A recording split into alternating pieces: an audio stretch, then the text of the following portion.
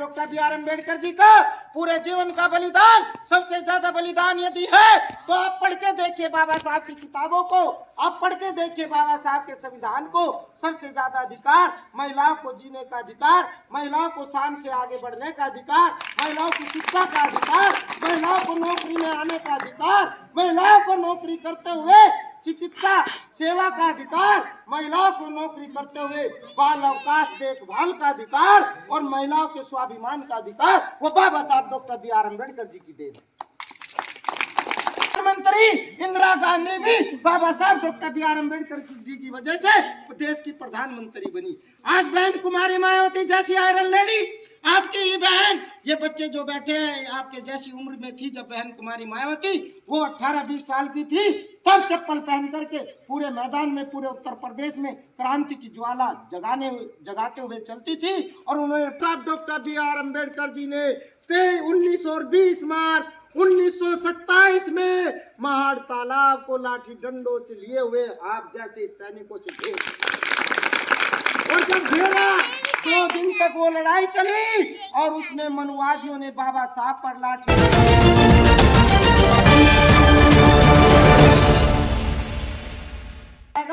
बाबा साहब doctor B are Ambedkar ji ने सबसे ज्यादा काम आप बहनों के, महिलाओं के लिए किया।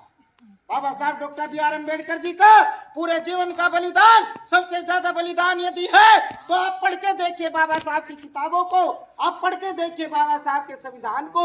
सबसे ज्यादा अधिकार महिलाओं को जीने का अधिकार, महिलाओं को शान से आगे बढ़ने का अधिकार, महिलाओं की शिक्षा का अधिकार, महिलाओं को नौकरी में आने का अधिकार, महिलाओं को नौकरी करते हुए चिकित्सा सेवा का अधिकार, महिलाओं को नौकरी करते हुए बाल अवकाश देखभाल का अधिकार और महिलाओं के स्वाभिमान का अधिकार वो बाबा साहब doctor B are Ambedkar ji की देन।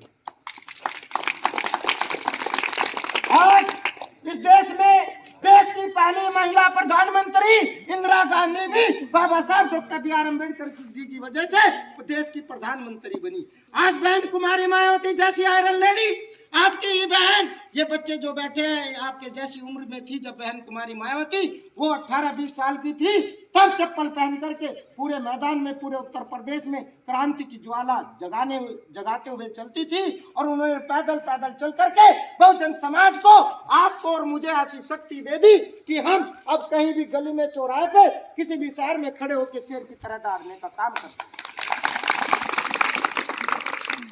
मेरी बहनों को, इन बच्चों को पढ़ना चाहिए, बहन कुमारी मायावती के जीवन को आपको पढ़ना चाहिए, बाबा साहब के जीवन को आपको पढ़ना चाहिए, माता रमाबाई के जीवन को।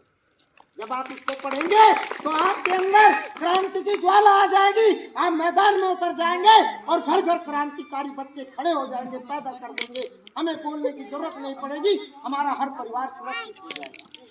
बाबा साहब doctor B are Ambedkar ji ने 24 सितंबर 1924 को जब देश की ये पहली army, first army, the army equality force का निर्माण किया, उसके बाद बाबा साहब ने आपके लिए एक आंदोलन लड़ा।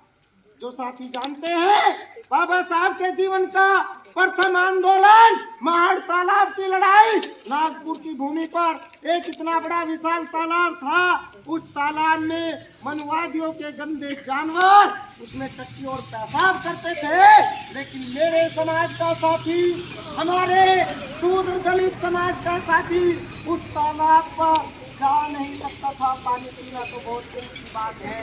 तब बाबा साहब doctor B are Ambedkar ji ने 3 साल तक समता सैनिक दल की विशाल भर्ती की और आप जैसे योद्धाओं को लाठी डंडे लेकर के समता सैनिक दल के कमांडर बनाए और 1927 तक 10,000 सैनिक नागपुर की सेना में भर्ती करने का काम किया।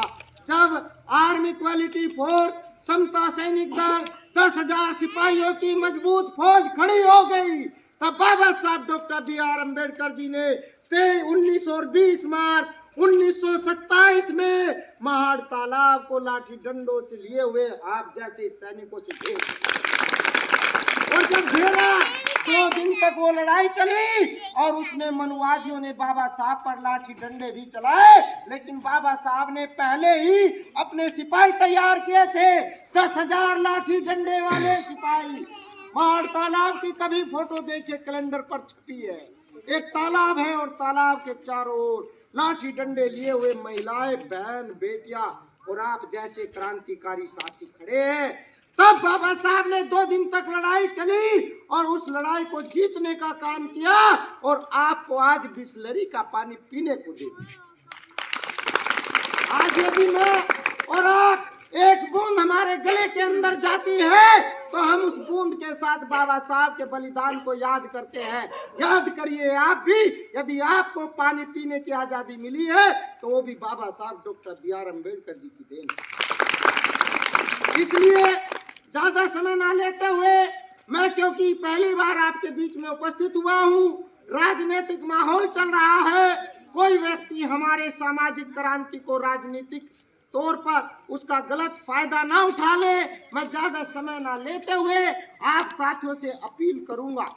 मेरी अपील है कि यदि आप ये प्रतिमाएं रख के ये समझते हैं कि हम बाबा साहब डॉक्टर बी.आर. अम्बेडकर जी के सिपाही हो गए, आप तथागत गौतम बुद्ध जी के अनुयायी हो गए, तो ये गलत आपका भ्रम है। अपने भ्रम को निकालिए।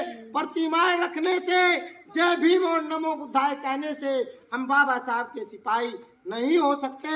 हम सिपाही तभी होंगे जब हम अपने बाप द्वारा बताए हुए रास्ते पर चलने का काम करेंगे। हमें काम दिया हमारे दादाओं ने, हमारे बाबाओं ने, हमारे पुरखों ने, और बाबा साहब डॉक्टर बी.आर. अम्बेडकर जी के बताए हुए मार्ग पर चलना ही अम्बेडकरवादी होना है।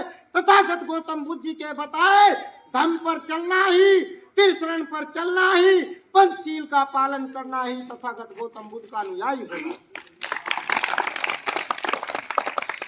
अब आपसे मेरी अपील होगी, एक बात और मैं अपने पासी समाज के लिए कहूंगा। पासी समाज की शान, हमारे बीच में महिलाओं का बलिदान सर्वोपरि रहा है। पासी समाज की मेरी बहन शहीद हुदा पासी ने अंग्रेजों के छक्के छुड़ाने का काम किया और पासी समाज को बनाने का काम किया है, पासी समाज की शान को बढ़ाया है। वो शहीद हो गई लड़ते लड़ते, लेकिन अपनी आन को बिगड़ने नहीं दिया है। शहीद हुदा पासी के लिए जोरदार तालियां, उनको मैं जिस लखनऊ की धरती पर, इस मंडल पर आप रहते हैं, ये लखनऊ की शान बनाने वाले लाखन पासी को सत सत कोटि नमन करते हैं। सीतापुर की शान बनाने वाले महाराजा सीता पासी को हम सत सत नमन करते हैं। ये हमारे समाज की शान है, ऐसे शान बनती है। मैं आपसे अपील करता हूँ कि यदि आप समाज की आन बान शौकत समझते हैं तो महापुरुषों के दिए बलिदान को आगे बढ़ाओ और हमारे महापुरुषों की विचारधारा को आगे बढ़ाने का काम करो। 27 तारीख में आपके क्षेत्र में विधानसभा का चुनाव आ रहा है। बाबा साहब डॉक्टर बी.आर. अम्बेडकर जी का लड़का, इनका बेटा मरा हुआ पड़ा था, अर्थी पर था, और बाबा साहब डॉक्टर बी.आर. अम्बेडकर जी को लंदन जाना था और वहां पर हिंदू कोड बिल चल रहा था। उस कोड बिल में बाबा साहब को हमें अधिकार दिलाना था। कौन सा अधिकार? ये वाला अधिकार जो आप 27 तारीख में प्रयोग करेंगे। और इस अधिकार को दिलाने के लिए जब बाबा साहब को उस कमेटी में जाना था, वहां मीटिंग में जाना था, तब बाबा साहब का बेटा अर्थी पर लेटा था। लेकिन बाबा साहब अपने बेटे को, मरे हुए को छोड़ करके वहां मीटिंग के लिए निकल पड़े। तब बाबा साहब के बड़े भाई ने कहा कि कहाँ जा रहे हो अम्बेडकर, तुम्हारा बेटा मरा हुआ पड़ा है। और बाबा साहब ने जवाब दिया कि मैं इसका क्या करूं, अब इसमें प्राण नहीं है, अब ये मिट्टी है, ये मेरे किसी काम की नहीं है। यदि मैंने इसको समय दिया तो मेरे देश की करोड़ों बहनों, भाइयों, बच्चों का भविष्य बर्बाद हो जाएगा।